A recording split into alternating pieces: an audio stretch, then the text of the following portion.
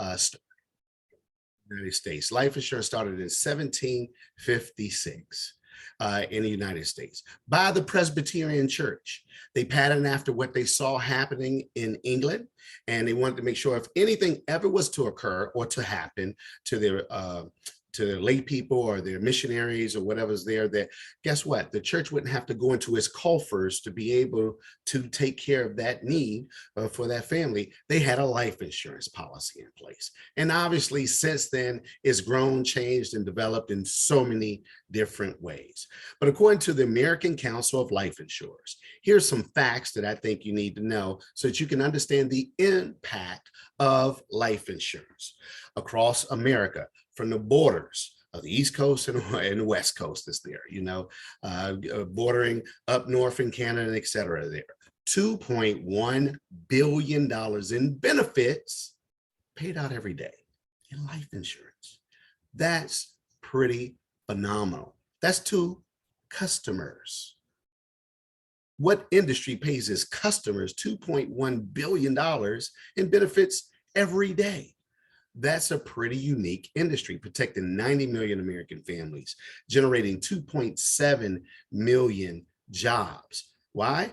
Well, if it's distributing 2.1 billion of benefits every day, somebody got to manage it, watch over it, and conduct it, and do some other stuff around it, right? It's going to generate jobs. Invest over $6 trillion in the U.S. economy. This is the platform of what you're about to see. And yet we bring things for it in a different light, in a different way, in a different means. And what do you say about that? What do you have to say about that exactly? Well, here it is. Our 5 living concepts. Remember, we have 5 points, and I'm going to talk to you about 5 living concepts all along the way of those 5 points. Well, what are these living concepts to which I am speaking? Well, these 5 living concepts give us a distinction in the marketplace. It makes us different because we're providing something different. See, there's about 800 or so different life insurance carriers that do business in the United States, and nobody, no agency, no organization can represent every last one of them, right? That's literally impossible to be able to accomplish. We have a difference here because most people are just selling death insurance. We're showing them the reasoning to have life insurance for them, not just when they die, and for those that they leave behind, loved ones, family members, etc. So it brings about a difference. And let's get into it. We call them living benefits. All right. The first 2 of these living benefits talks about and speaks towards your money.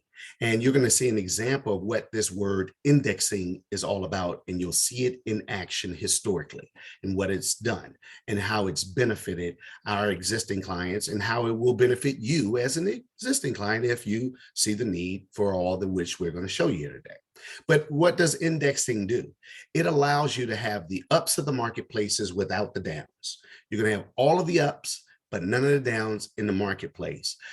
We all know when you're investing, you can get a fixed rate of return. We're familiar with that. To get a fixed rate of return in investment, right? We also know that we can go in the risk market and get all of the ups of the market and all of the downs and all of the ups and all of the downs. Indexing gives you that happy medium where you never ever get a negative, never ever get a zero. It's what we call zero is your hero. That's what we actually refer to that as, right? However, when the market goes up, you don't get all of it. You get a portion of it. You have a cap or a ceiling. So you're always going to go up with the market, but when the market goes down, you stay no change.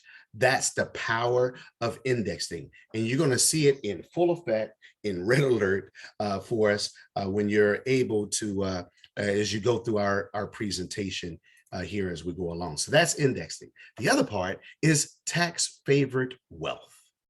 What does that mean? Well, guess what? Everybody on this line has to pay taxes. Now, notice I didn't say paid their taxes because that I don't know, but we all have to pay taxes, right? In one way, shape, form, or another.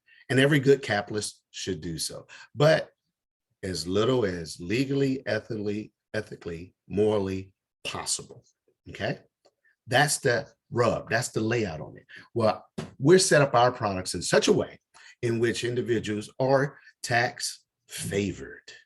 I dare say tax free.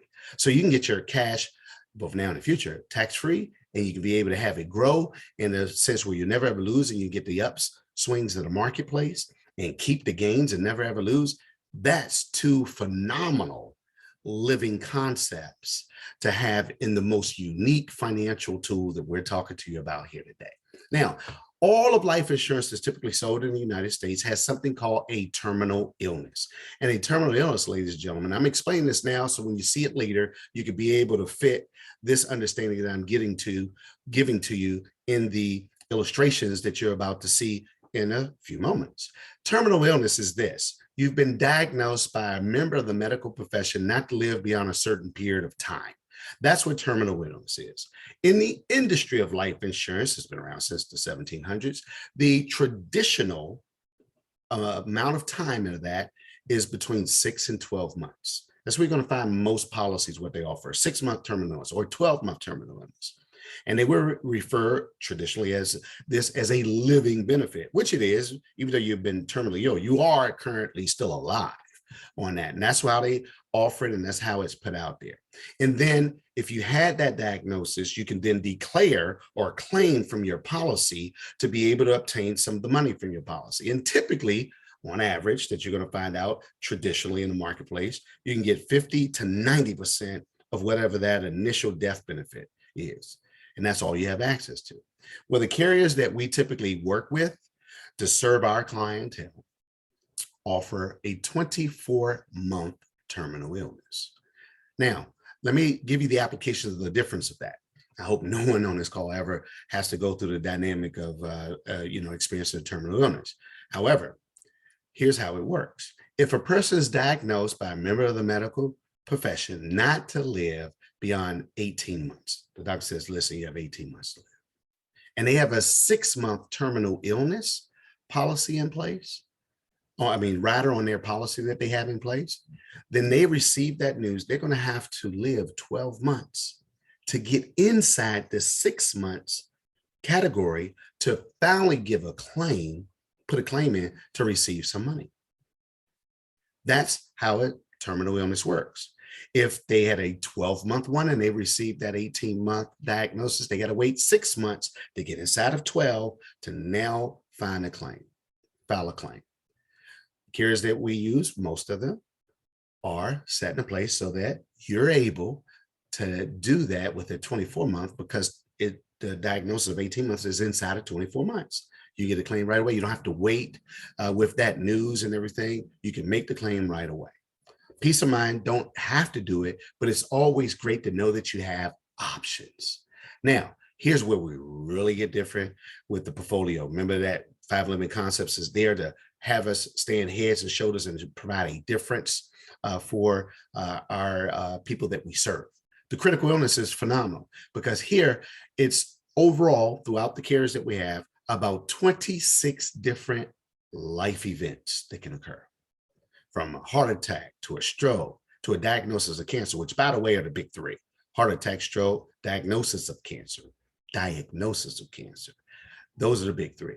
But then you have Lou Gehrig's disease, blindness, major organ transplant, renal failure, diagnosis of HIV, loss of vision, loss of limbs, major burns. There's a long list of different ones in various different situations that are offered by various different carriers on various different products, and we fit the one that's best for the client's interests and needs.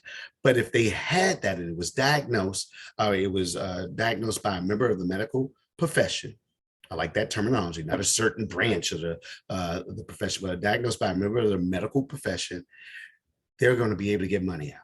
And they didn't die. Most policies, guess what? You have to either have a little cash in the policy, or you have to have that major terminal illness, or you have to be dead to get money out of the policy.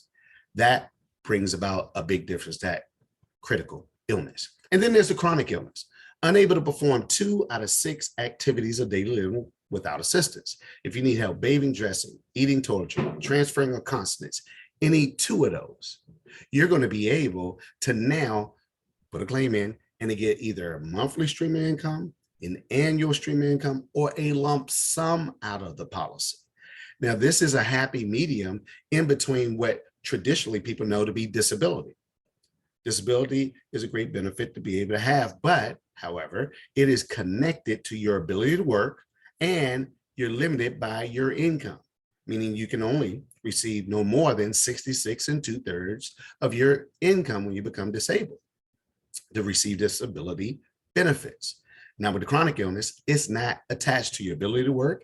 It's not attached to your income at all. So yes, you can make $36,000 a year and have a chronic illness and receive $60,000 a year from your policy. That's pretty phenomenal to be able to have. Tax favored. Isn't that awesome? Yeah, you hope to be able to have something like that if, God forbid, something was to happen to you. Now, understand the chronic illness doesn't have to be anything that's deadly ill, that's going to end in the surmise of your life coming to an end. No, it's not going to do that, right? It doesn't have to come to that. It could be something that somebody just has to recover from.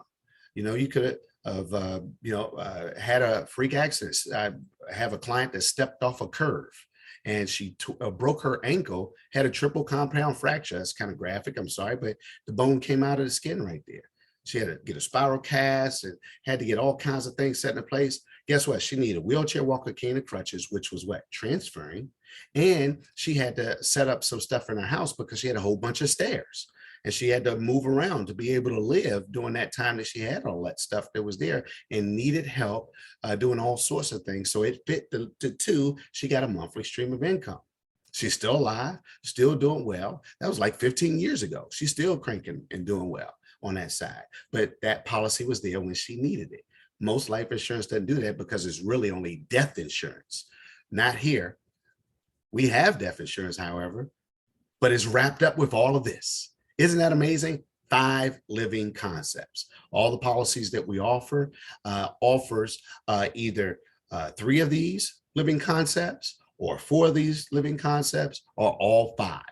All right, because they're going to have either 3, 4, or 5, depending upon the type of product that is best for you. That brings about a difference now, because now we want to talk about the first topic. Now that you got the foundation, the first topic, and that is life insurance for generational wealth. You see, here's an interesting dynamic. The first time I experienced the business side of death was in 2018 when my dad died.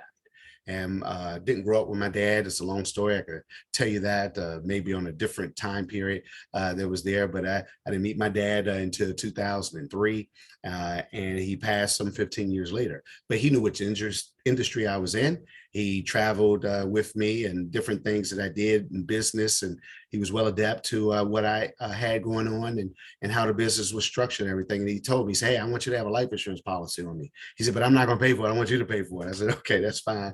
We'll go ahead and do that." And so we set up a policy, and the best that we could because of certain constraints there that was put in place there. But he got a policy. When he passed, I was the beneficiary of that policy. And I can tell you that money that I received, it worked like cash. It made things like fluid for all the preparation and everything that was there, and taking care of all the different financial holes that were there when he passed and did all that other stuff that was there.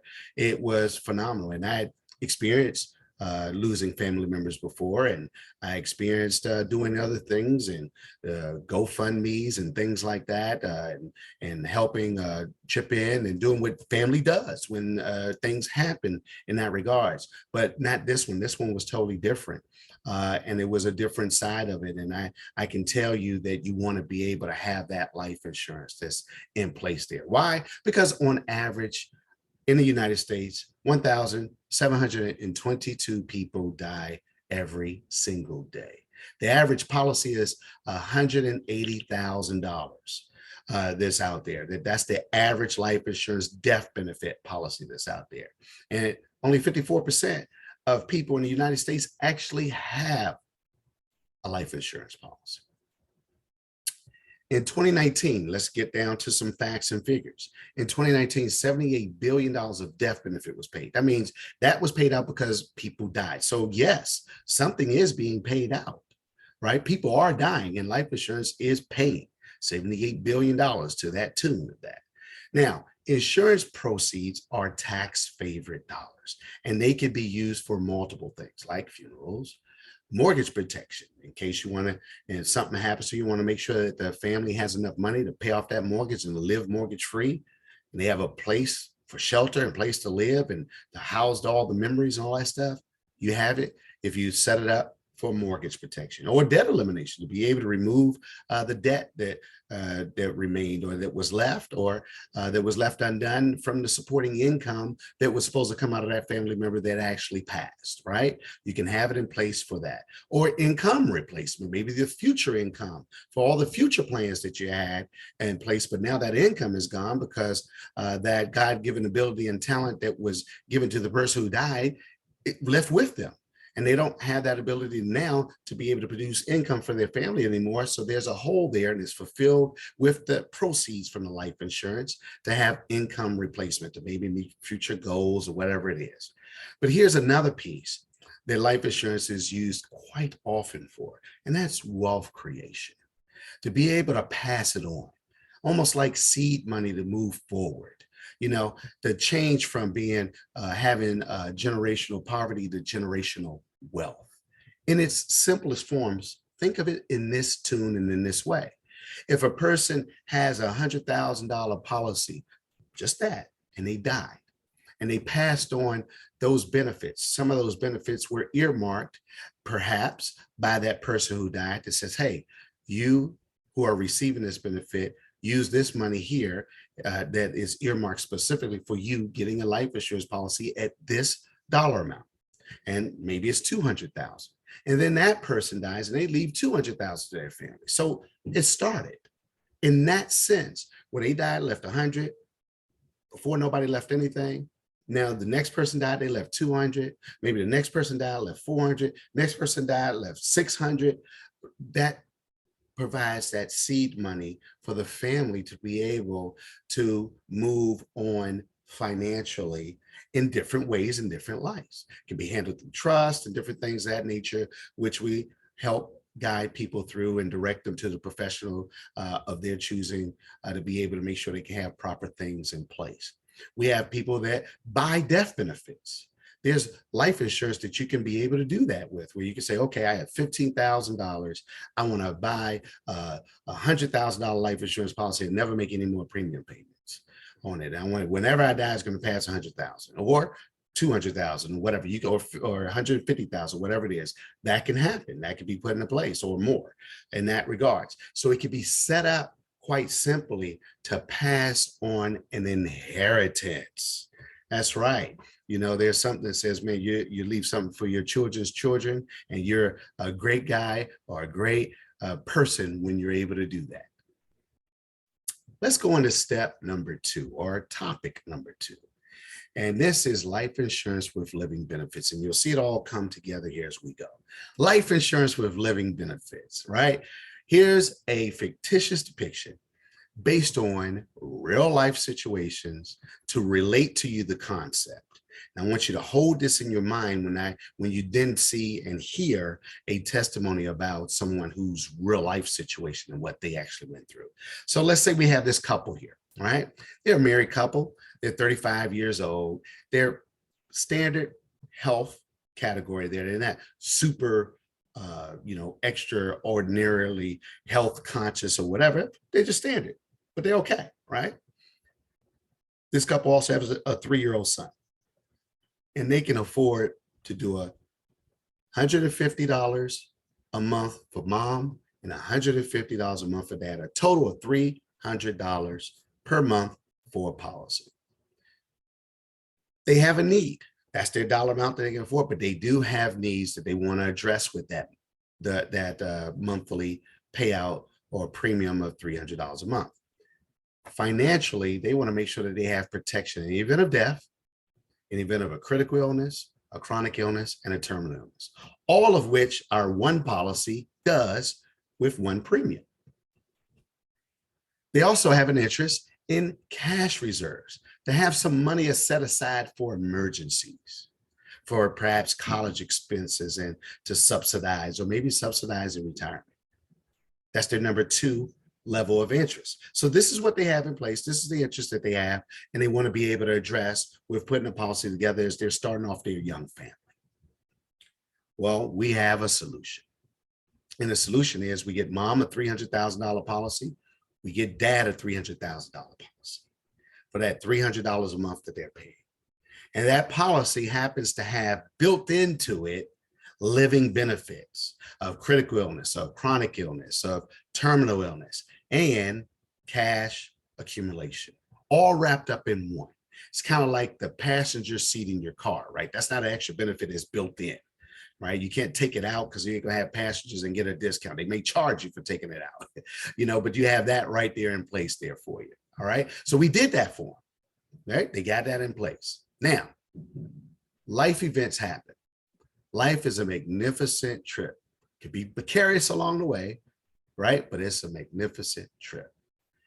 So after 1 year of having a policy, he's 36 years old, and the dad here suffers a severe heart attack. He doesn't die. He just suffers a severe heart attack. They're able to accelerate half of the policy, $150,000. They get $65,000 out of that acceleration that they did on that policy, and they were able to have whatever they wanted. That $65,000 could do whatever they want to do. Maybe $15,000 for medical expenses, maybe $50,000 to put down on a vacation home, whatever it may be, and it's done. Event number 2. Mom and dad are still around. So is their son. He was what? 3 years old. Well, 15 years later, their son goes to college. He's 18 years old. The couple has some cash value there. And in the cash value policy of the mom's policy, they're able to use some of it to help subsidize for college expenses. $5,000 a year, $20,000 they were able to get out of this particular scenario that's here. It's only $150 a month policy, was able to get some of that to set aside for their son's college. Life event number 3. They're a little bit older now. They're 65 years old. At this point in time, remember they were 35. They have a combined in both policies, because both policies are there, $225,000 of debt of cash value that they have in there. Now, they're able to stop making their premium payments. What does that mean? They're no longer paying $150 for each policy or $300 a month for the policy, but the policy will continue even though they're no longer making any premium payments. They take $50,000 out of the husband's policy. See, I told you his policy was still there. They take that out and make a down payment for a vacation home. Obviously, this family believes in real estate, right? They didn't, at least we know, bought 2 homes along the way and having a policy that's there. Life event number 4.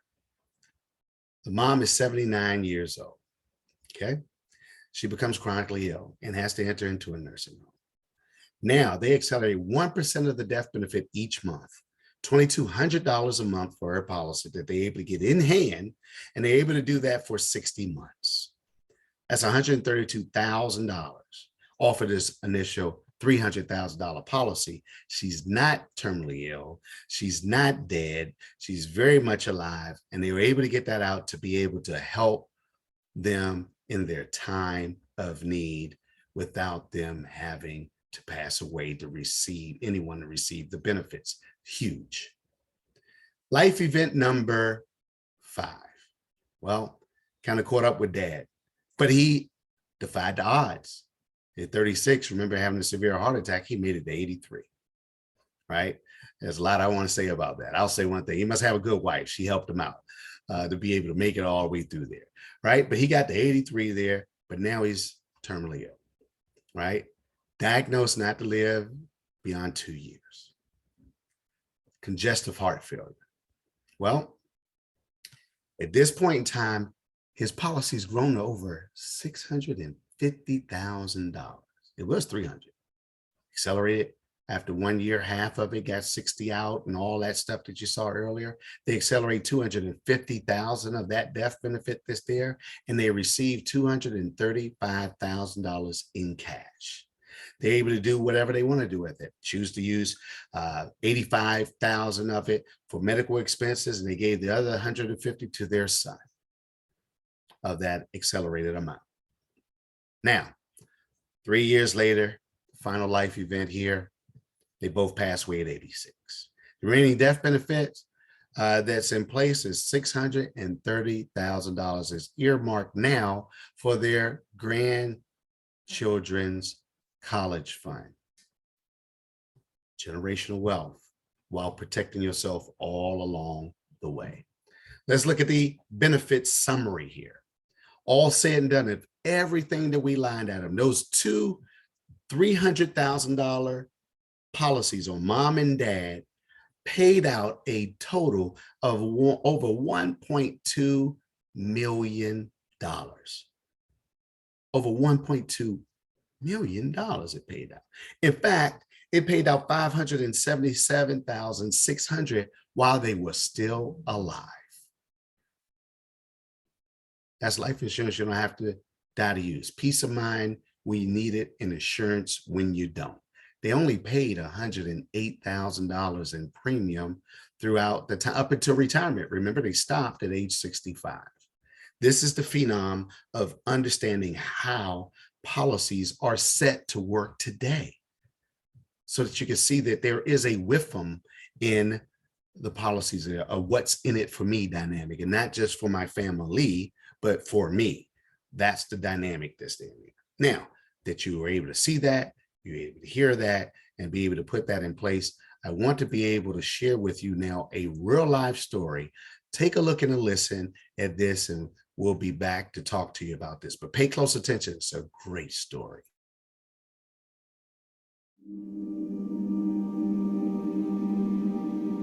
I started losing movement in my hands and legs. I went from a cane to a walker to a wheelchair. We did not know what it was.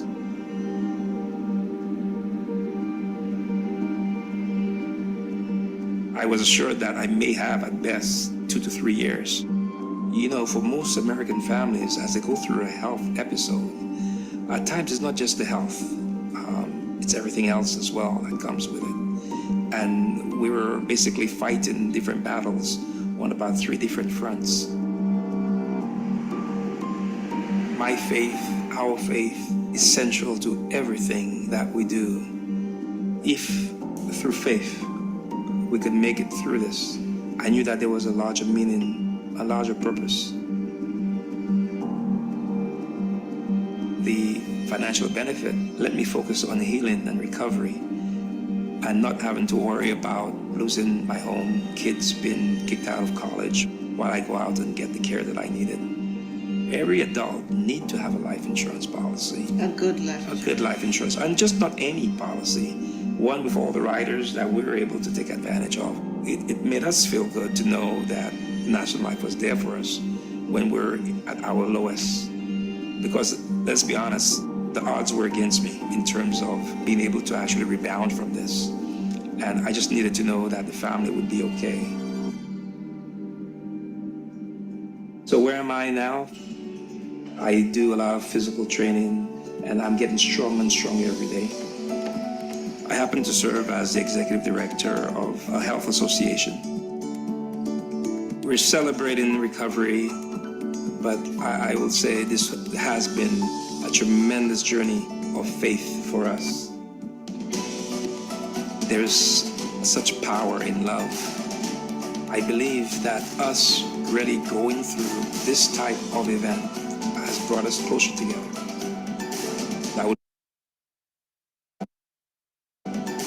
I would not trade it for anything in the world. And see, that, ladies and gentlemen, is a phenomenal story. It's a phenomenal story of a client that's set in a place here, as you saw in Bethesda, Maryland. And it's incredible when you listen to that story. Every time I listen to that story, you know, it always hits me that the only time you hear the wife's voice is when she says a good life insurance policy.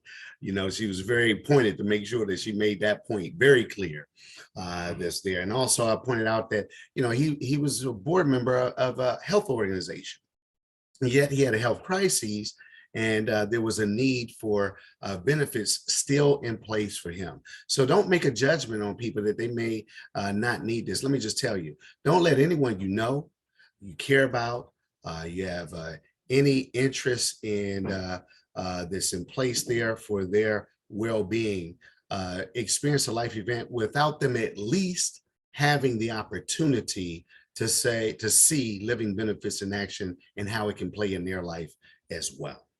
So let's look at the protection that's in place and the impact that's out there as it relates to life insurance in general. And we're looking at the figures and the facts here behind the numbers in 2019.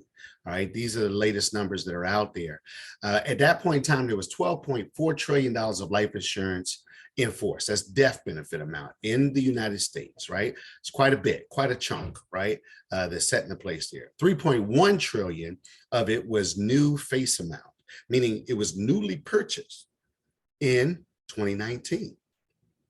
78 billion, we talked about this earlier, 78 billion in death benefit was paid out in 2019. 2019, somebody died, right? There was money that was paid out because of death. But here's where I really want you to grab, and we're going to really step into it now.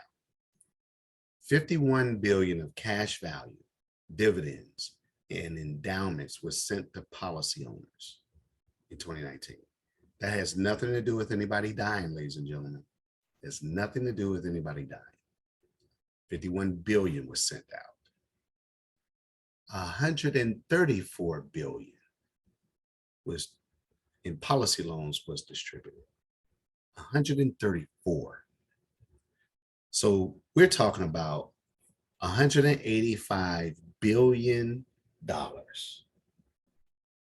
was paid out outside of death. 78 because of death, but 185 billion. Now, man, nobody told me that. When I was in college, man, if they would have had a Wealth 1 or a Wealth 2 class, I would have took it, and I'm sure they would have said something about this right here, because that's huge. And around this, tax-free, 185 billion being paid out to customers. This is not like a payoff or a professional business salary or something of that nature. No, we're talking about to customers. That's huge. That's huge. That's why, ladies and gentlemen, it is, in fact, life insurance, the most unique financial tool. All of what you just saw, and now all of what you're about to see. It's different. See, banks have trillions and trillions of dollars lined up and set up in assets. I bet if I would say, hey, raise your hand if you bank. If a bank is holding some of your money. Man, bank is holding some of my money. I still bank. Our agency has a company. I have several companies. They all have banks, right? Yeah, because that's the way you do it. You know, that's the way you put things in place. But banks with their $1 trillion of assets, they have a monitor out there. It's called the FDIC, right? The Federal Deposit Insurance Corporation, and they actually insure banks, right? Seen that logo. Now, if you're in the credit union, you have a NCUA. That's the one that kind of does all that backing and insurance for the money that are in credit unions that's there. Now, this agency insures the entire banking system, and it does so in case something happens or goes wrong there with the bank. That's how it's set up, and that's how it's put into place. That's what it's there to be able to do. Now, what I want you to be able to do here now is we're going to take a visit and a look, and for you to see exactly this website that they have that collects financial data and puts in place. And there's a reason why I want you to be able to see this, so it can really bring home. I love it because it's also third-party documentation. So we're going to take just a moment here to go through and look at some assets in the bank and see what banks consider as assets, to open and expand our mind as it relates to what we consider assets. Banks have trillions of dollars that are out there. I want to think like them. Right? Let's take a look and see what that actually looks like. All right. I should have changed screens here now. Hopefully somebody can acknowledge you guys see FDIC. See that there? Yeah, we see it, Derrick. Okay, wonderful. I appreciate that. This is FDIC.gov, public information. You can go in here yourself and be able to do a search, click in bank find right in the search bar, like I just did there. And you can come right up in here to be able to click on bank find suite. Just like that. And then it will bring you up here and it's going to say what kind of search. I want to search by bank name. Now, the three largest banks by assets are JP Morgan Chase, Wells Fargo, and Bank of America. I'm just going to look up Bank of America here for today. Right? Do a search. I'm doing this live. So you guys, I didn't make it up. I didn't, Photoshop anything. I'm just doing this live right on here and searching. Right? And I'm looking for Bank of America. And it looks like it's going to give me everything but what I'm looking for outright. But I'm going to keep on searching because it's got to be in here somewhere. And there it is. Bank of America. I'm looking for the National Association. I want to know the national, not the small little local branch or regional branch. I want the big Bank of America, right? So I got it here and I'm going to view some of the details here. All right. We know that they started in January of being insured in January 1934. They were around before then, but that's it. And we want to go here to create a financial report for this institution. All right. So I clicked on it here now, and I'm going to generate a report, live and in color for you. And we see, let's see if I can make this a little bit bigger. And we see here that their dollar figures are in $1,000, right? And listen, I love participation. If you don't mind doing that for me for a second, just to make sure you're still awake and still alive here as I'm trying to make this most unique financial tool exciting to you. Can somebody tell me what line 10 and line 11 says? What's the title of line 10 and line 11?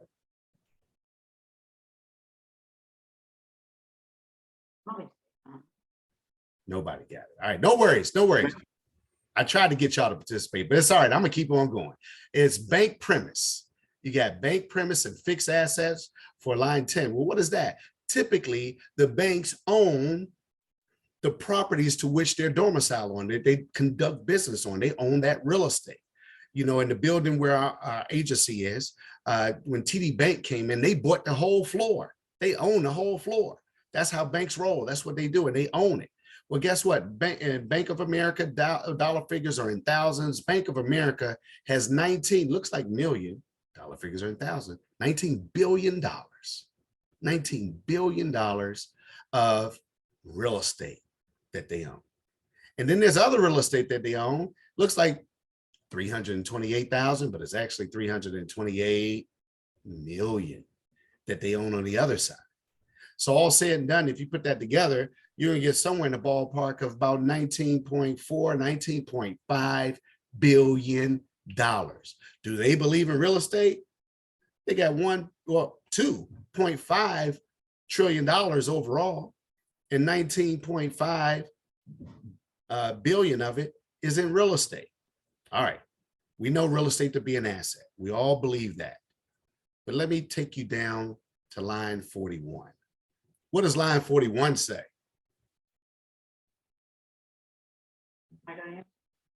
Life insurance assets. Life insurance assets. Now, we typically don't know life insurance as an asset, do we? It's a bill that we pay, right? But it's an asset?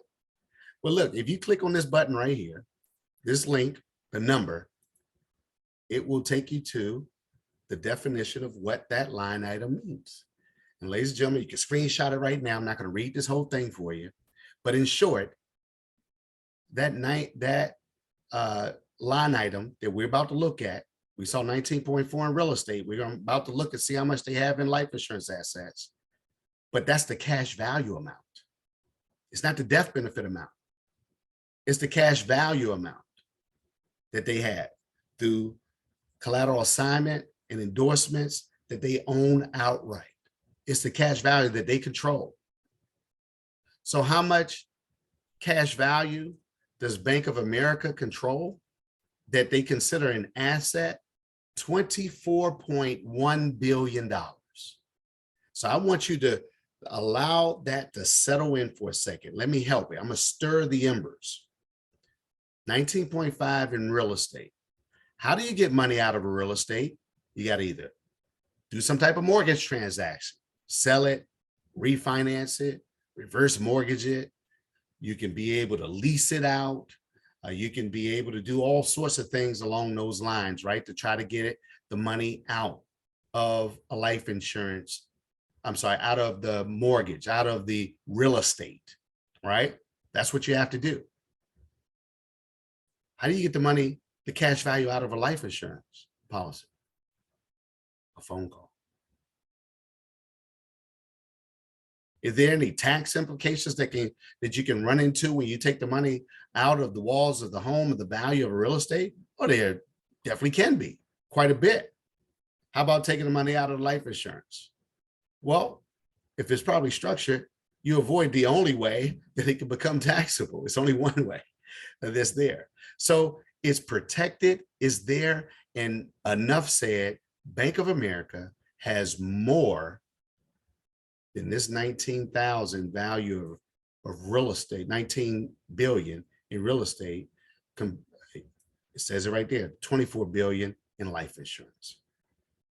They teach us how to get mortgages, but they don't teach us how to structure life insurance like that. That's why we're here.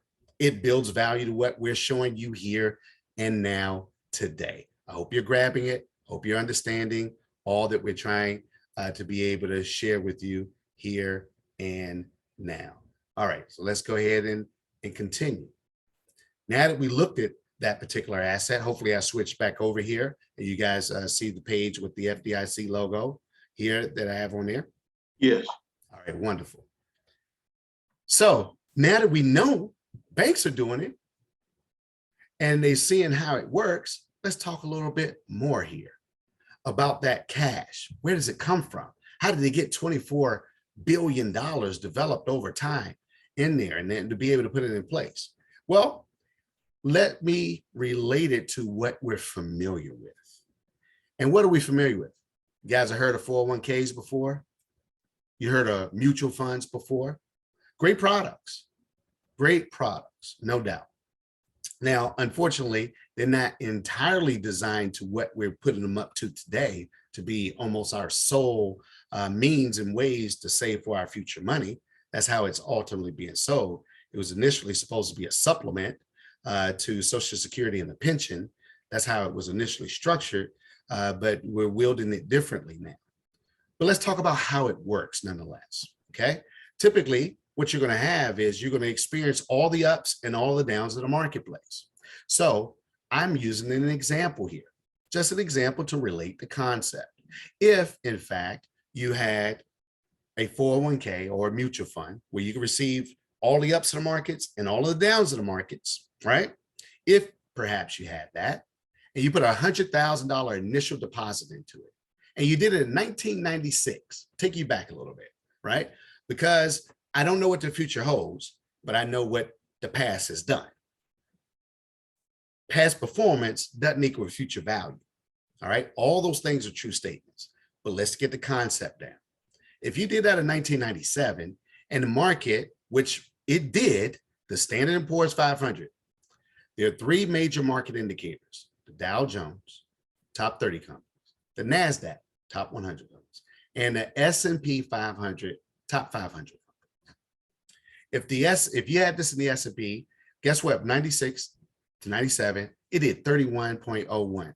Life is good. Great year. All things were awesome. And your 100,000 is now over $131,000.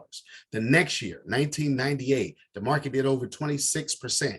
Now you're getting your interest, gaining interest. You have $165,000+ in that account.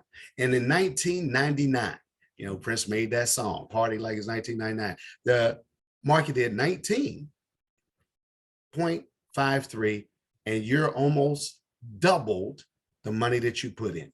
Everything is going awesome and going very well, right? But then the uncontrollable came. I don't know if you guys remember or not, but prior to 2000, man, COBOL and C++ and IT was huge and big, and everybody was doing in the Dulles Access Road in the DMV area, the Maryland, DC, Virginia area that's out there, man, was full of tech companies and everything. And almost like overnight, that dynamic came into place and poof, it was like gone. ATMs were supposed to be spitting out money and all kinds of things were supposed to be happening because the computers weren't set up to have zeros on the end of it and all that stuff. Well, guess what? The markets were hit by all of that rhetoric. It was hit big time. And there was a double-digit negative of 10.14, and you would have lost a little money, right? The next year, something tragic happened, 9/11, which was also an attack on our financial districts and our industries that we had in place. And we had another double-digit negative, 1304, and your money would have went down.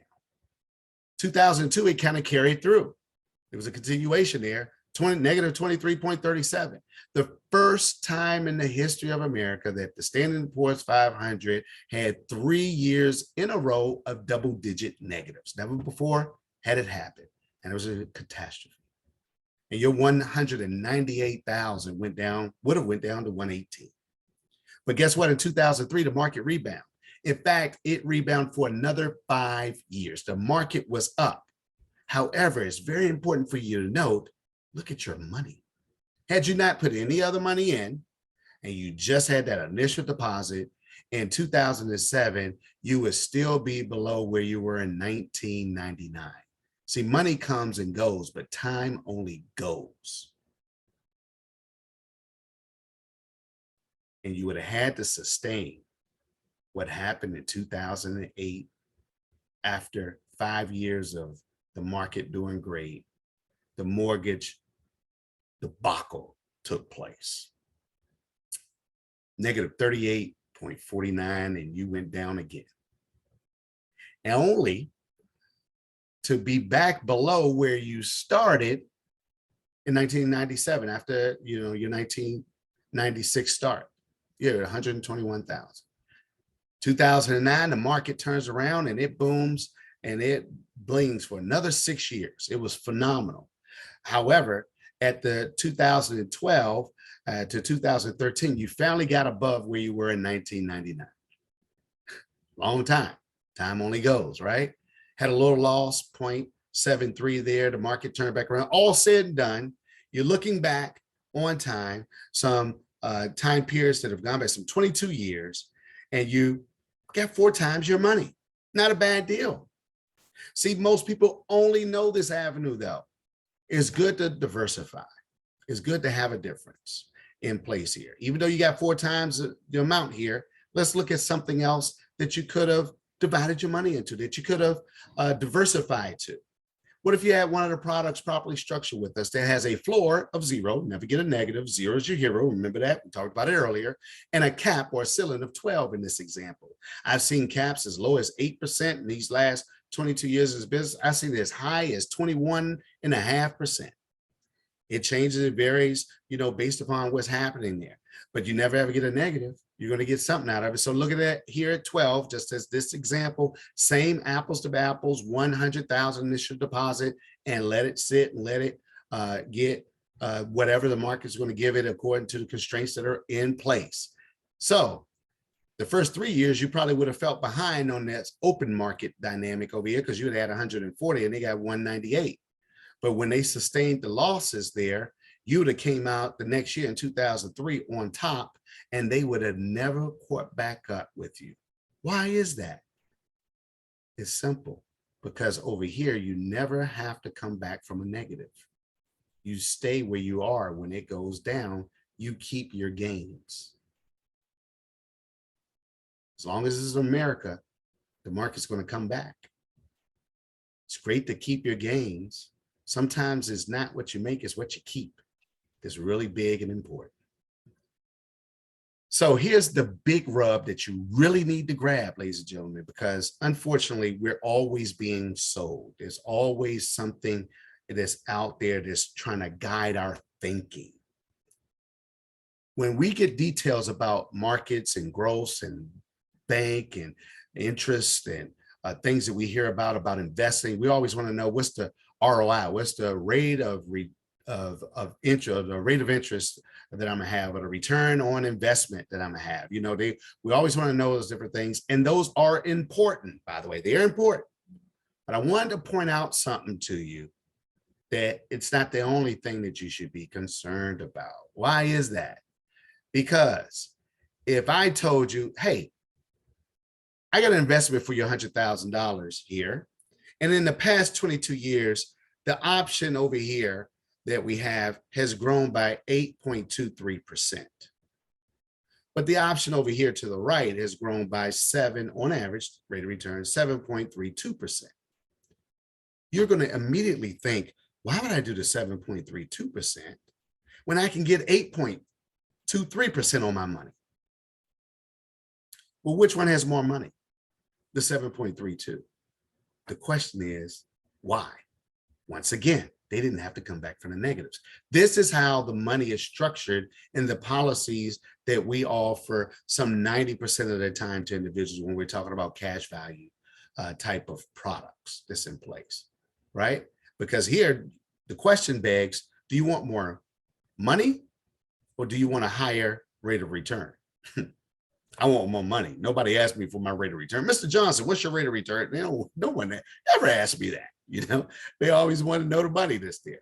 All right, just a quick note, hopefully news you can use. So guess what happens after this next? You have to pay taxes, don't you? This money right here was tax deferred. This over here was tax-free. This is the power of tax-free growth.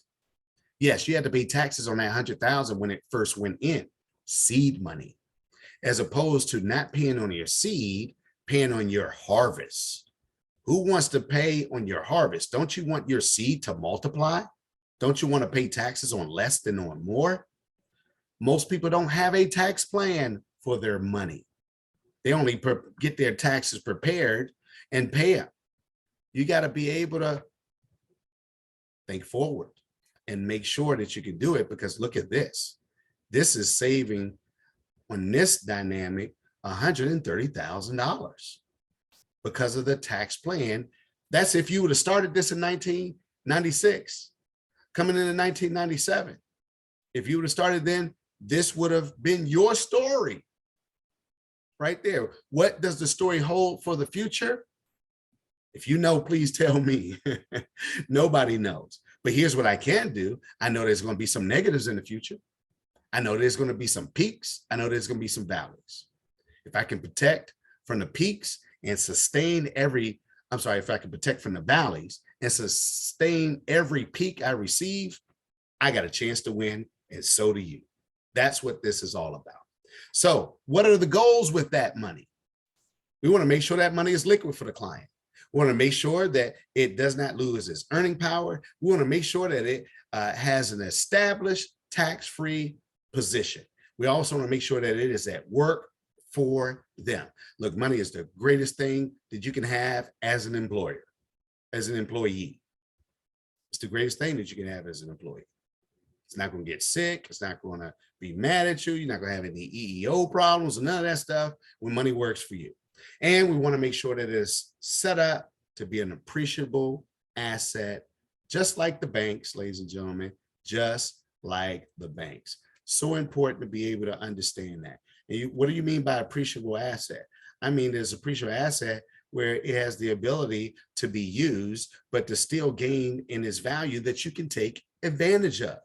That is so big, because most of us think of our money linearly.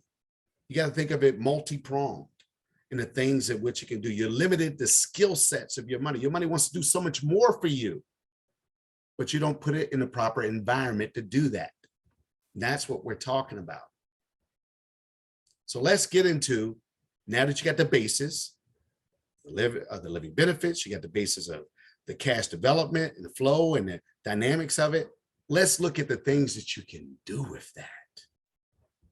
And don't allow this presentation to limit your mind, because you may have some incredible applications for this that we have yet to even think of. Life insurance for your children. College funding, education funding, maybe. Let's look at an example. A couple has a newborn child, newborn girl, right? At 15 days old, it's important to know a person can get this policy from as little as 15 days old to age 85. That's when they can start it, called the issue ages. And they can keep it for a lifetime. They can keep it for a lifetime. So they start a policy on there, baby girl. It's not a bad omen, as you're going to see in a moment. It's a good thing. They have time. You're not buying the policy for the child and putting it in place for the child because you're afraid they're going to die. You're putting it in there because you know and believe that they're going to live, and it's going to grow and compound for them over that time period. So $150 a month for that 15-day-old girl is going to give her $300,000 death benefit policy, has cash value and full living benefits to boot. By age 30, she's doing her thing, getting stuff going and everything like that. Guess what? Her policy has accumulated $125,000 of cash in it by age 30. How many 30-year-olds just had $125,000 sitting around for them to do something with it? Most don't. I didn't have that at 30. I was married and I still didn't have that at 30. They have it in a place that was there. But that is a plan.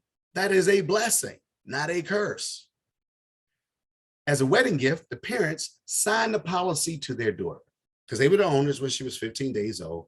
It is property. It is an asset. They give that asset to their daughter as a wedding gift. Man, that's a good wedding. They must have approved of the spouse. Now, let's go on. She continues funding the policy throughout her career at $150 a month. So her parents did. She saw the results of it. I'm going to do the same exact thing. And she did. By age 65, the policy has accumulated $1.3 million in cash. She's a millionaire. She's liquid cash. She chooses to activate a tax-free annual income of $90,000. Let me just tell you guys, yes, there's a product that we have with multiple companies that you can set up. I want to pay this amount, and then at this time, I want a guaranteed tax-free lifetime income in place. What would that be? And you can find out what it is today, projected. You'll know what the floor is, what the mean is, and what the top of the mean. I forget what they call it. The top of the mean right there of what it would be. But you know what the absolute floor is. Her absolute floor here, $90,000 for the rest of her life. You may say, well, you don't know how long she's going to live. The companies say that the rest of your life is age 120. It's based upon Genesis chapter 6. After the flood, that man won't live beyond 120. That's what it says. That's what they go by. That's there. These companies been around long enough. They got actuaries. They have their own proof. I'm just giving you the message here that they have out there, no matter how long she lives. Now, she passes away at the ripe old age of 90 in this scenario, right? And her policy pays $250,000 to her beneficiaries. You might say, whoa, whoa, whoa. Wasn't it a $300,000 policy when she was 15 days old? Why is it now only paying out the money after age 65 that she took income out of it for 25 years of 90,000? Why is it only paying 250,000 to her beneficiaries tax-free? Why? Well, she only paid $117,000 into the policy. That's all she paid there into the policy, right? And she took out $2.2 million in tax-free income. That's phenomenal. This is what properly structured life insurance can, will, and does. Will do, and it does do it. $250,000 is still left for her own children that's there. All right, so that's the whole deal right there. That's going back to that same bullet right there. Now, let's look at another scenario. $150 Dollars a month is automatically drafted each month, right? They're set into the policy. College rolls around for that 15-day-old daughter that's there. The parents encourage the daughter to apply for all kinds of scholarships. They got a scholarship at the credit union. They got a scholarship at the church, the synagogue, or the mosque. They got a scholarship in the neighborhood. They got scholarships that are being offered for, she's left-handed, for left-handed people. They got a scholarship for all kinds of things. And they want her also to fill out the FAFSA form to be able to see what kind of loans she can get and things that she can put into place there, right? She ends up getting $5,000 a year in scholarship aid, but the total cost of college is $12,500 a year this year. So guess what? She applies for some of those student loans that are there. And after 4 years, it totaled $30,000 in student loan debt that was there, right? In place. So now she's graduated from college and she has some loan debt after she put all that in place. Guess what? Upon graduation, she's 22 years old. The parents pay off the entire student loan debt with the cash that's there. She carried that student loan in her name.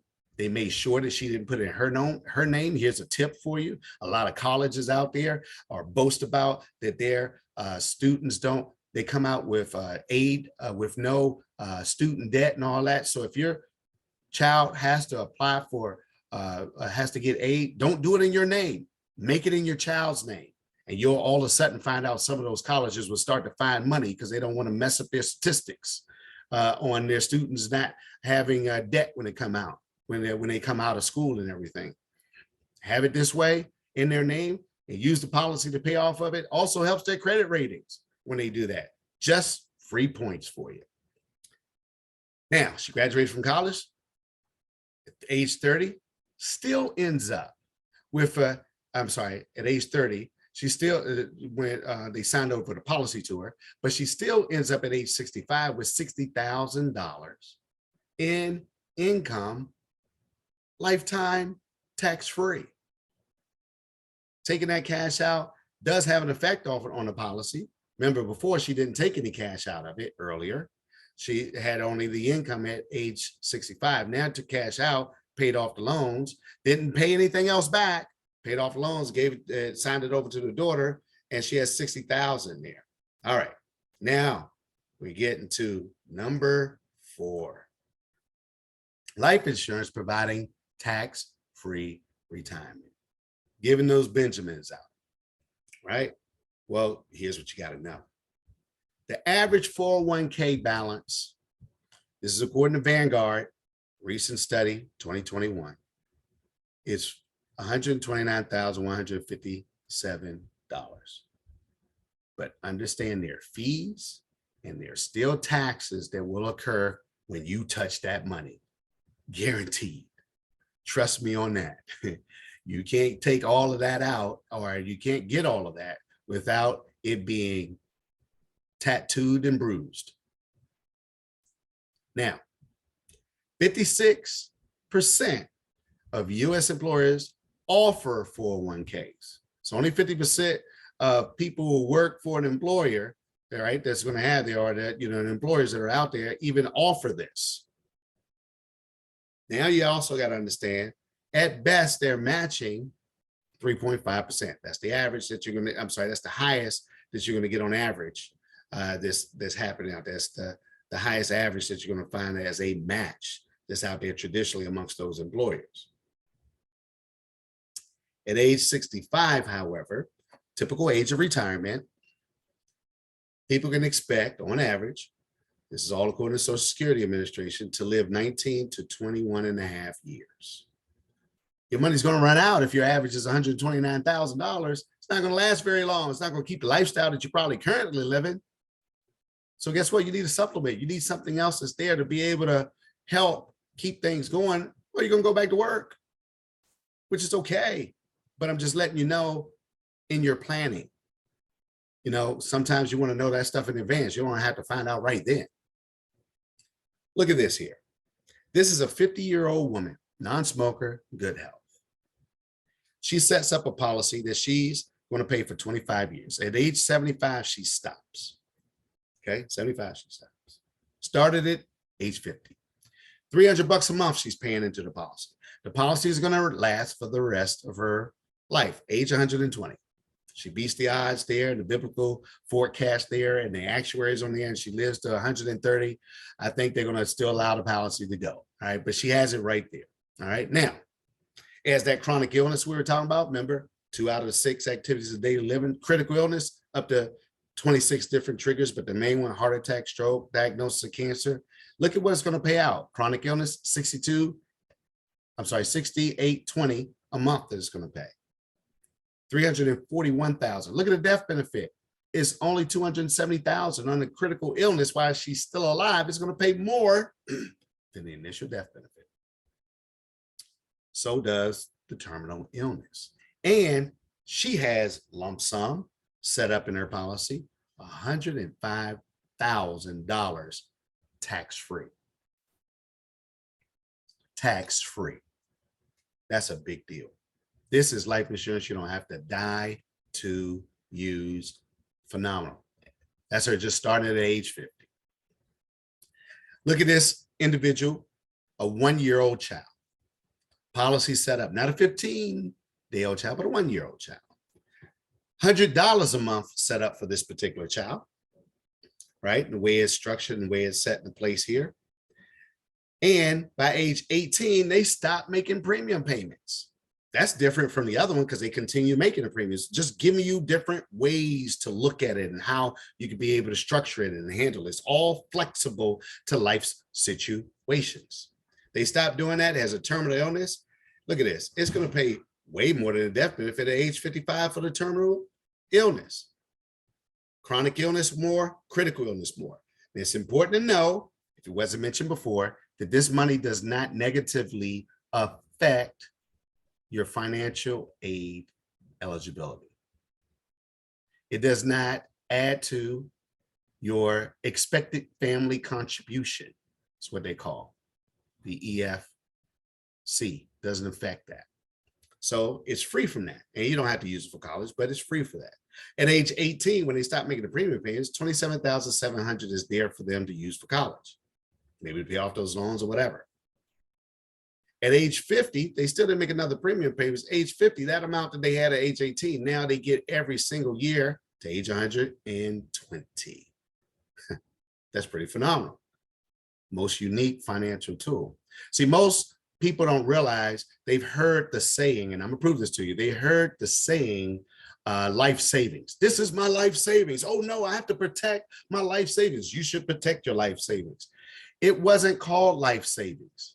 It used to be called life insurance savings. They just took out the word life insurance. I'm going to prove that to you in print, dated, before we finish this call. Keep that as a note. It was called life insurance savings, not life savings. That's where you had it. You put it in your life insurance because that's what you set in a place for you, the way it was structured. We're bringing it back. Make sure everybody knows. We didn't make it up. It's been in existence forever. We're just helping people catch up to what's already been out there and put into place.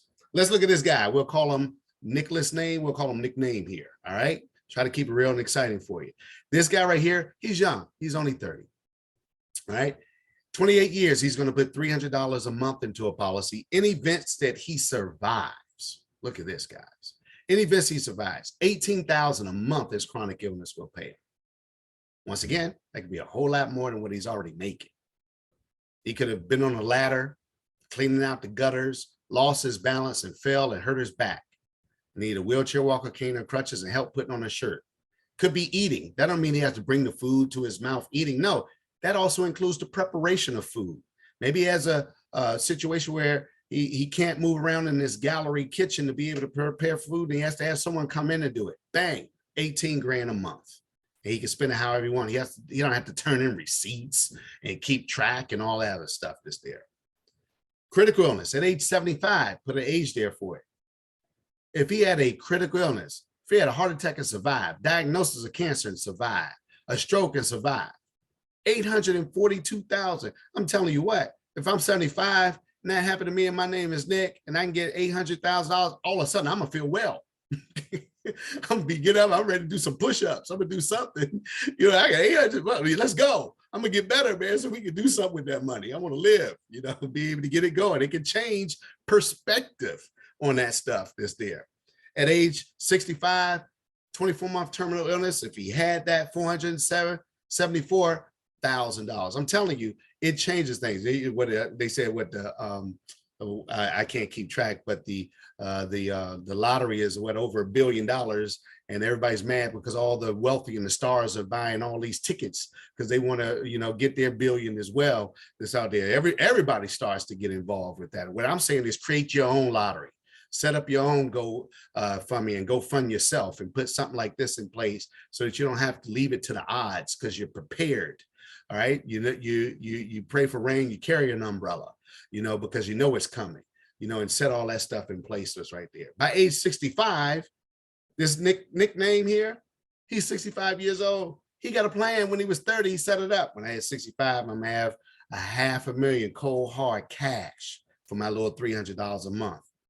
I mean, you can't even buy a car nowadays for $300 a month, to set that in place. I know that my daughter just bought a car in her own name, got her own insurance, and she's paying more than $300 a month. That's how I can put that in place. It's on there, be able to have that in place. Now, by age 58, see, this doesn't have any 59.5 rule or tax rules, all tax-free money, because you paid taxes on that 300 when it came in, before you put it in.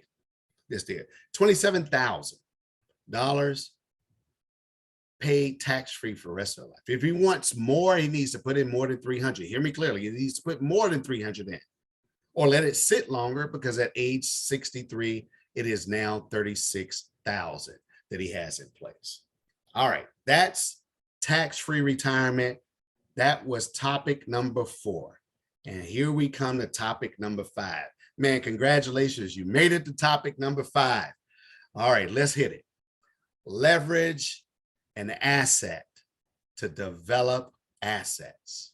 You know how they say it takes money to make money and all that, they're hearing all that stuff. There's a lot of truth to all that stuff that's out there.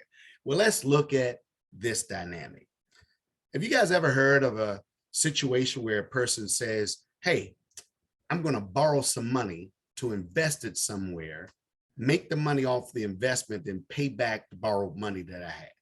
Y'all seen that scenario? Got a friend of mine at this point in time. He has, I think, about 20 homes. He would have had more, went through a divorce and had to split up the houses, got remarried, and he built them back up, and he has 20 homes. But he always is quick to tell me his first 5 homes he went through and bought on credit cards. He just took the cash advances off of a bunch of credit cards to put down payments to be able to get his house. So he's familiar with that dynamic. I'm not saying that's advisable for anyone to do, but that's what he did, and that's what he does. He's very astute and all that stuff to be able to do it. Well, let's look at this guy named Joe. We're going to call him Joe Client. And Joe Client has $60,000. So I want you to, once again, allow your mind to expand with this scenario. So Joe Client here has 60,000, but that's borrowed money. Could be a line of credit, could be hard money lenders, could be whatever. It's borrowed money. He collected $6,000 from 10 relatives. I don't know how he got it. It's borrowed money, right? He says, listen, I'm going to put this $60,000 into a life insurance policy. So we structure it for him where he makes a one-time deposit of $60,000. He's making a one-time deposit into it. And when you do a one-time deposit, it pays the policy. It could be structured, that is, properly to pay the policy for the rest of his life. He's never has to make another premium payment into the policy. It came up to about a $350,000 policy for him. Now, when you do that one-time deposit for it, because his future is paying for the policy both now and in the future, he at the 31st day, he can have access to money, $58,000, but only for collateral assignment purposes. He's not positioned it where he can withdraw it out. Why? Because it has a future responsibility. So he can be able to lean on it in this instance as collateral assignment. Well, who else does collateral assignments? Where have I heard that before? Well, let me share where you heard it before.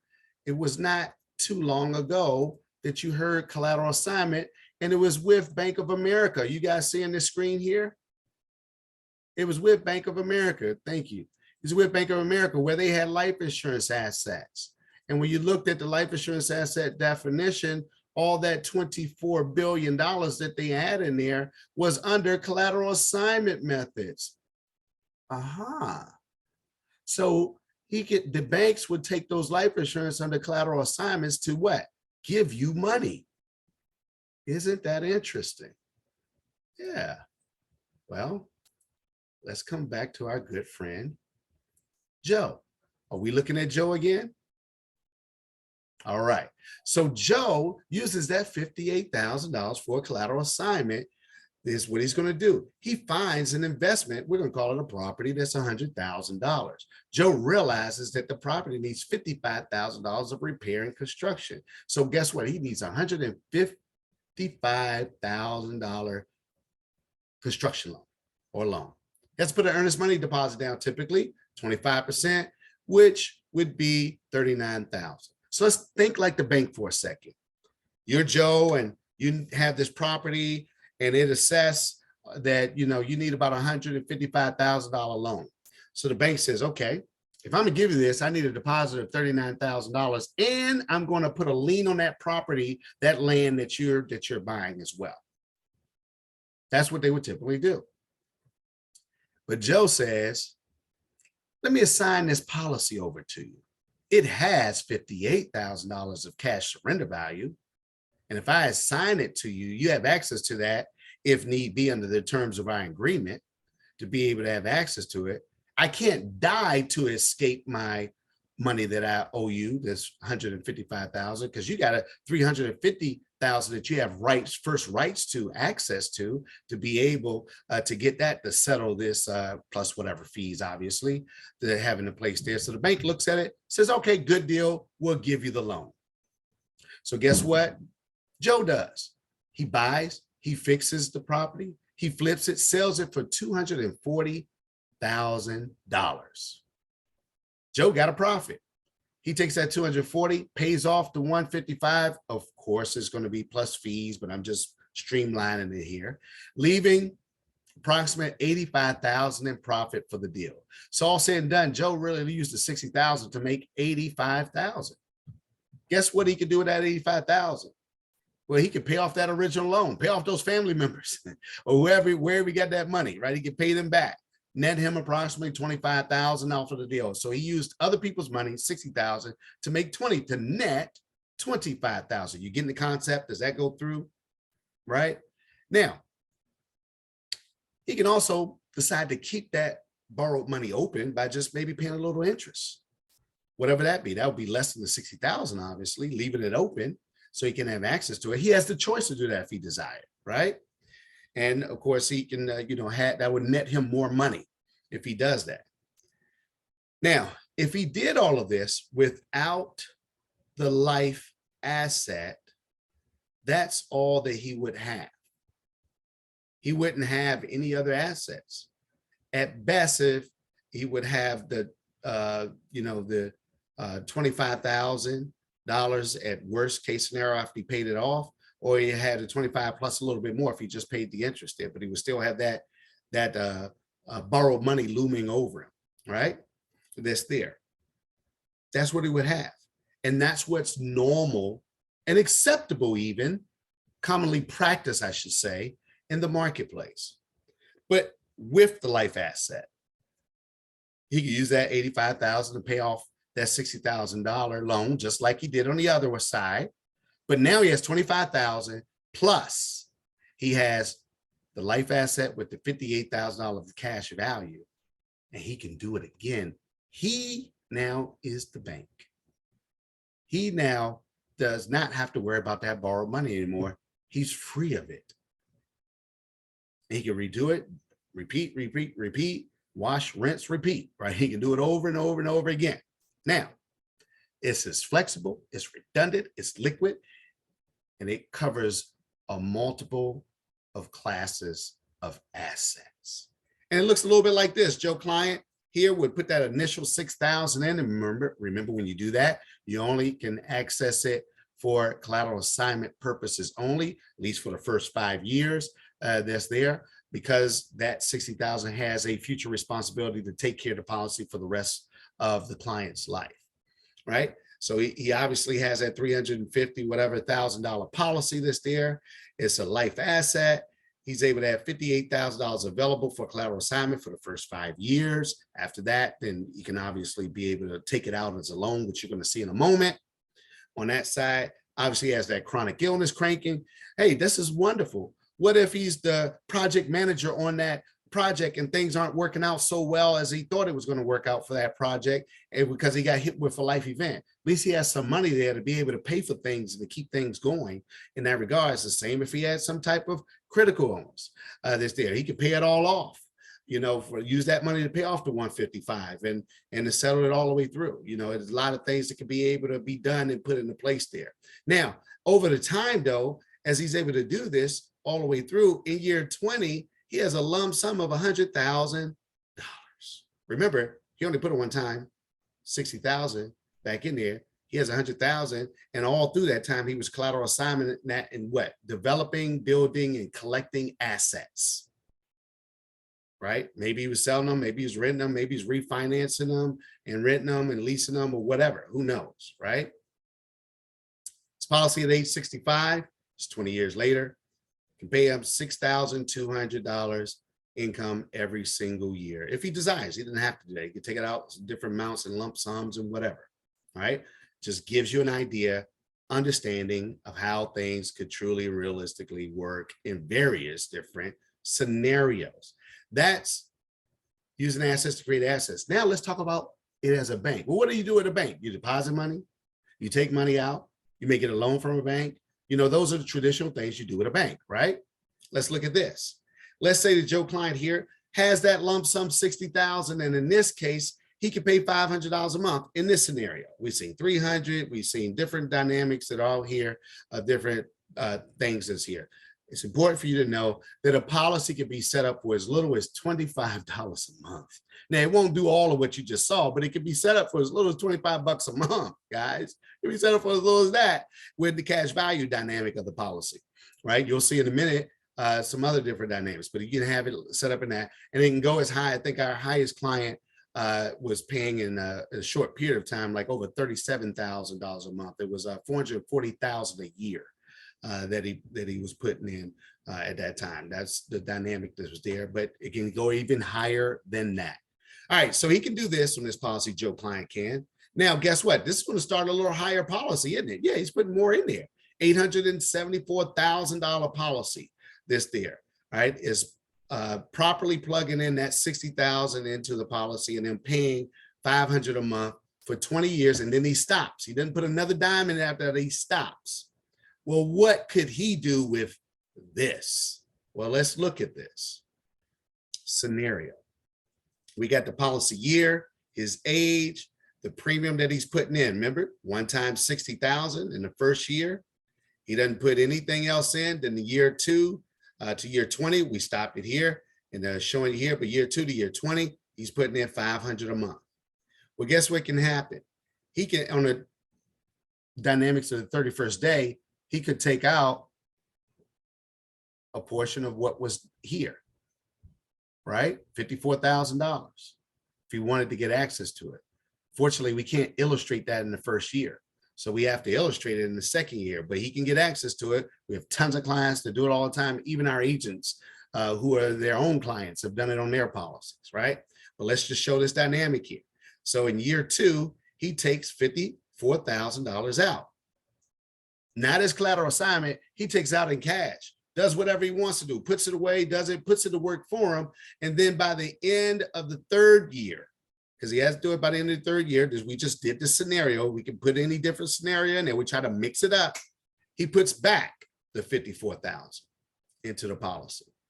He has whatever assets that's there. Maybe he resold a portion of it, all of it, refinance it or whatever that's there.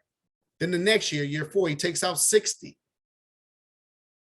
puts it back, right? Then the next year, he doesn't take out anything, but the year after that, he takes out 60. And when he takes out that 60, he does it again, but he doesn't pay it back the next year. He pays it back 2 years later. Didn't change what he's putting in, but he flows in and out a lot of cash. So he puts it back in.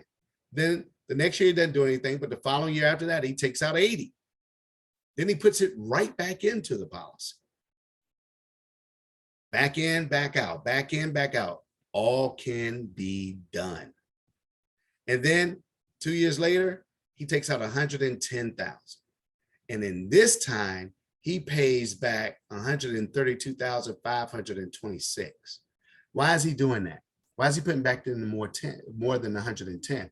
Because he's paying back all the interest that was on those policies. Well, who does that benefit? It benefits him. He's now on the other side of the ledger. He's receiving his own interest. Instead of paying the bank the interest, he's getting the benefits of the interest within his own policy. He's doing this like this.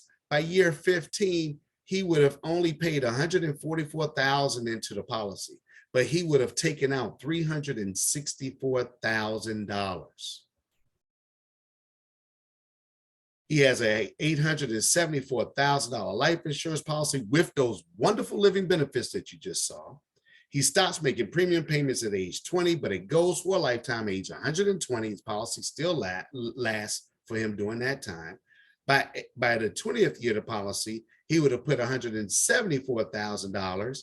We didn't show him flowing any more out of the policy. We just let his cash continue to grow. So he still would have taken out that 364, and he would have had access to a lump sum amount of $228,000. By the 26th year of the policy, his policy is now been paying for itself for 6 years. He's never put another premium in it, and he won't. And it's going to pay him $23,000 tax-free for the rest of his life. And don't forget, over the course of time, he bought $346,000 of assets using this policy. That's the power of the life asset. Screenshot this if you want, it's worthy. All right. The positive characteristics, it is self-completing. What do you mean by that? Well, in the 15th year, when he's 59 years old, he's taken out 364,000 and he paid in 144,000. If he died, his beneficiaries would get 518,833 tax-free. That's self-completing. All the interest on both sides works for him. It's flexible, redundant, liquid, and fulfills multiple classes of income, of assets. And oh, by the way, all tax-free. Now, how phenomenal is that we just looked at this? I love to do this because you see it in a chart, you see it in words, you see it in the graph, you see it all over again to understand everything that we just went through is right here in front of you. So therefore, I told you what I'm going to tell you. Then I told you. Then I told you what I told you what I just told you what I told you. I think that's how they say it. Let's look at the last one I think we have here of how it can actually and realistically work as a bank for paying bills. How about that? Use your bill money and flow it through your life insurance. If you haven't been told that, nobody would ever do that in their right mind. Why? Why would I do that? Here's a reason.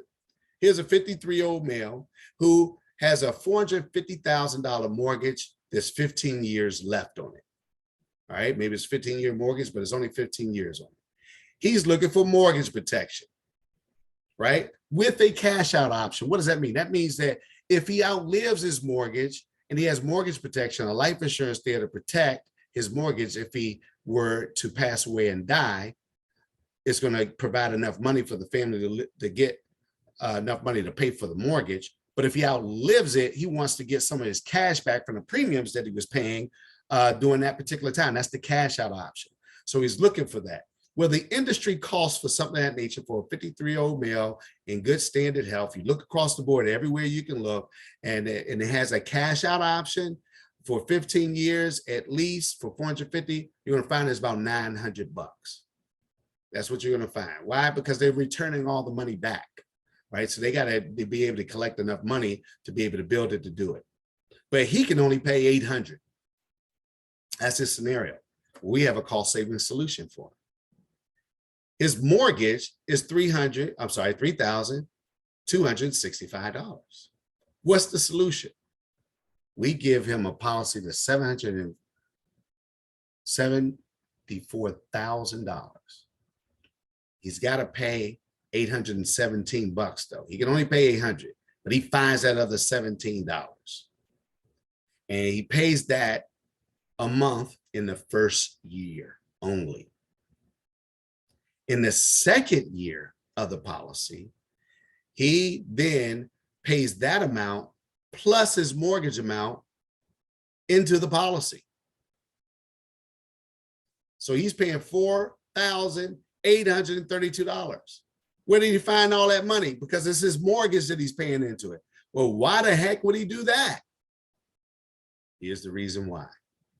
Because that policy, he's going to be the first year there, but then he's going to have that in there. That policy, ladies and gentlemen, years 2 through 15, every time he pays his policy, he's going to call them up and he's going to say, can you deposit $3,265 into my bank account? And they will. That deposit will come into his bank account.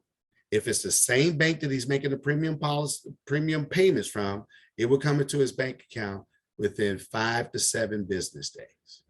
So he structures and sets it into place and makes the call. He does that and he pays his $4,082, calls the bank. 5 to 7 days later, he gets his $3,265 in his bank, and then he pays his mortgage. He does that from year 2 to year 15. By age 68, his mortgage is paid off, right? That's 15 years. His mortgage is now paid off. He's no longer putting in any more premium payments because he stops here because his mortgage is paid off. Guess what he now has? $548,300 in this policy. He was going to pay his mortgage anyway. Was he going to have any money at that point? This is like a return on your mortgage value by flowing your mortgage premium through your life insurance policy. It's done all the time. This is phenomenal to be able to have something like that. 15 years, his mortgage is paid off. He's no longer paying this, and he has access to $548,000. If he wants to take a tax-free income in year 20 of the policy, not year 15, year 20 of the policy, his policy will pay him $16,688 a year tax-free for the rest of his life to age 120. In events he survives, if he had a terminal illness, $365,000. If he had a chronic illness, $4,940. If he had a situation of a critical illness, $320,000. Ladies and gentlemen, that is life insurance as the most unique financial tool. Gave it all to you in various different ways. But you may say, Derrick, I'm a simple guy. I just want to have some simple coverage, like a term policy. Can you do that for me? Absolutely. We have term. You go out there in the marketplace, they sell term everywhere. Here's an example of a 30-year-old female for term. They only want to spend $1 a day, $30 a month.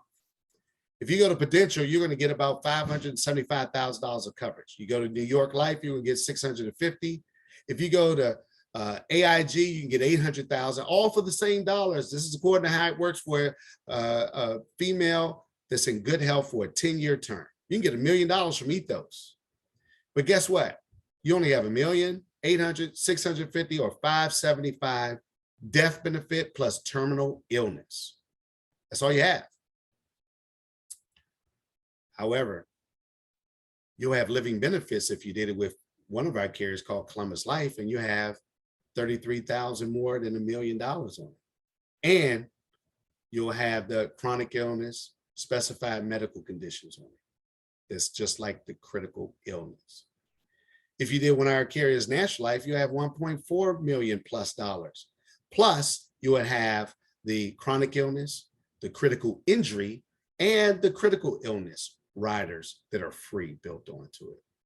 And if you did it with American National, that 10-year term would be $1.5 5 million plus chronic illness, critical illness on there, as well as, of course, the terminal illness on it. So we do have it in its simplest forms, and these are convertible. You can start them off at a term and then convert them to those policies we just saw. So you may say, I'm not ready to start the policy yet, but guess what? We can lock in your health by getting you a term like this that's cheaper with the amount of insurance you need. And then when we convert it, there's no more health questions or anything like that asked. So we lock you in on it for a lower cost for us to convert it in year 2 forward. That's what can be set up and to put into place. Ladies and gentlemen, this is the last thing that I'm going to share with you here today, because I said earlier I was going to prove to you something in writing, time dated. So I'm doing that here and now. And I hope that you have learned something here today. You picked up something here today that I was able to build in my 22 years of experience and lump it up into a presentation to you in which you've been very patient to listen all the way through to. But I'm going to cap it off with this Life magazine article that was done February 27th, 1939. It's not always thrifty to be smart. Saving for a rainy day through life insurance may seem slow and discouraging as compared to the promises of other forms of investment, but it pays big returns in the long run. One of our friends recently wrote us, I've been doing a little figuring on my market investments over the past 10 years. Now note, this is 1939. 10 years ago was 1929, Great Depression. Just to get a note there. All right. He added a cheerful note. I'm sorry. That I bought over the last 10 years. And I figured out I outsmarted myself. I am now convinced it's not thrifty to be smart. I thought I was a pretty conservative fellow, yet my investment values are now 42% less than when I bought them 10 years ago. He added a cheerful note by concluding, contrast this with my life insurance investment, my life insurance savings. Voila, not my life savings, my life insurance savings. That's what life insurance was built to be. It was to front you the money in case you died too soon, that you were goal setting to be able to have in place your life setting savings that you want to save for your family, that you want to save for your future. It was your life insurance savings. And when your cash value equaled your death benefit, you were endowed, you were self-insured. It was your life savings. It was really your life insurance savings. They just scratched that out and just said your life savings. That way you can have other vehicles and other means to be able to put it in place. And they stole it from the life insurance company because they even said it here in 1939. Not only are they intact, but increasing in value every year. The money I'm saving in life insurance makes certain, listen to this, makes certain that I'll have a retirement income when I'm 65. See, I told you I had to make this up. I'm not from the class of 39. If anybody's on here, let me know. I want to know what you're eating, what kind of juice you're drinking, and all that other stuff there. But that was in 1939 that they were doing this, and it was commonly practiced. So much so it was published in Life magazine. I know we nowadays don't read, but Life magazine was the big magazine that used to sit there at the end of the cash register dynamics when they opened up for you to have cash registers and all that stuff back then. All right, nice magazine out there. Of all forms of savings and investment, life insurance represents the largest protection feature at the least cost with the surest return. The money you save in other forms of investment may be there when you want it. The money you save in life insurance is sure to be there when you want it. There you have it, ladies and gentlemen. Listen, that is life insurance as the most unique financial tool that's out there. I'd like to thank you for your time. I hope that you come and see us again when we have our next Zoom. It'll be announced and you'll be able to do it, to be able to see it. It's there. Please get back with the individual who invited you here so you can have your own individual second look presentation. Now,